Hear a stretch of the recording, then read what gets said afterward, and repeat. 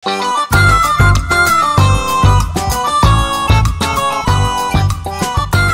গ্রামের একমাত্র পণ্ডিত ও জ্ঞানী মানুষ আমি। আমার জ্ঞান বুদ্ধির সূক্ষ্ম প্রয়োগের মাধ্যমে তোমাদের সমস্ত সমস্যার সমাধান করি। আমার জ্ঞান বুদ্ধির সাথে পাল্লা দিতে পারে এমন কেউ এখানে আছে কি? যদি থাকে তাকে আমি পুরস্কৃত করব। আগে হুজুর, ওই মোল্লা নাসিরউদ্দিন হোজ্জা ছাড়া কাউকে তো দেখতে পাচ্ছি না আপনার সাথে জ্ঞান বুদ্ধিতে টক্কর দিতে পারে। আপনি তাকে একটু পরখ করে দেখতে পারেন।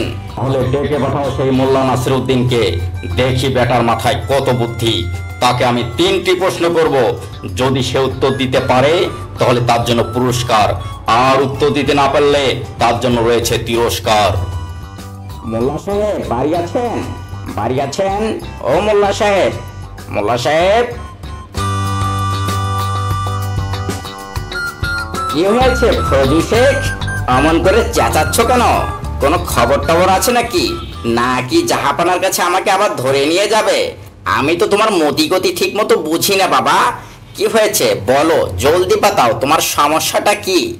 মোল্লা সাহেব, আসলে হয়েছে কি, কাজী সাহেব আপনাকে একটু তলব করেছে। তিনি বলেছেন তাকে নাকি জ্ঞান বুদ্ধিতে কেউ হারাতে পারবে না, আর যদি হারাতে পারে তাকে পুরস্কার ঘোষণা করবে। দয়া করে যদি যেতেন তাহলে অনেক উপকার হতো। ওরে বাবা, আমাকে আবার তলব করেছে? জ্ঞান বুদ্ধি নাকি তাকে হারাতে হবে? হায় রে, কাজী সাহেবের তো অনেক জ্ঞান বুদ্ধি, আমি তাকে হারাবো কিভাবে? না বাপু, তুমি বরং চলে যাও, আমি আরেকদিন যাব। আমি এইসব লেটা ফেটার মধ্যে আর থাকতে চাই না। আরে না মোল্লা সাহেব, আপনি জাস্ট যাবেন আর তাকে জ্ঞান বুদ্ধিতে হারাই দিবেন। আমরা সবাই আপনার পাশে আছি, আমরা বিশ্বাস করি আপনি তাকে হারাতে পারবেন। চলেন দয়া করে। ঠিক আছে, এত করে যখন বলছো তাহলে কাল যাব। ওই বটতলাতেই সবাই থাকিও, দেখি আমাকে কি প্রশ্ন করে আর আমি বা কি উত্তর দিই। কি ব্যাপার মোল্লা সাহেব, আপনার আসতে এত দেরি হলো কেন বলেন তো?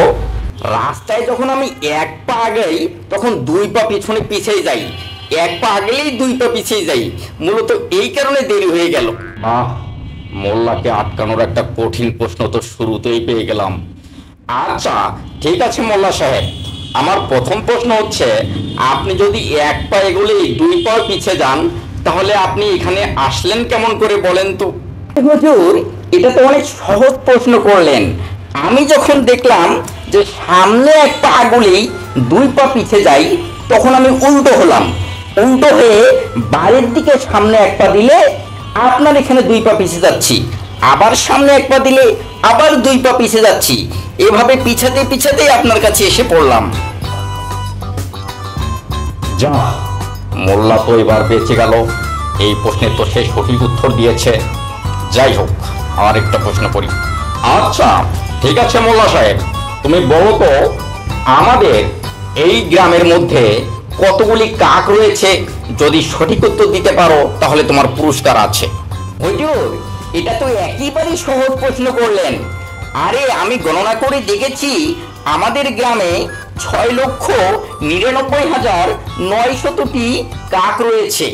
এর মধ্যে যদি একটি গণনা করে আপনি কম পান তাহলে আপনাকে বুঝে নিতে হবে সেটা পাশের গ্রামে চলে গেছে, আর যদি একটি গণনা করে বেশি পাওয়া যায় তাহলে বুঝতে পারবেন এখান থেকে চলে গিয়েছে।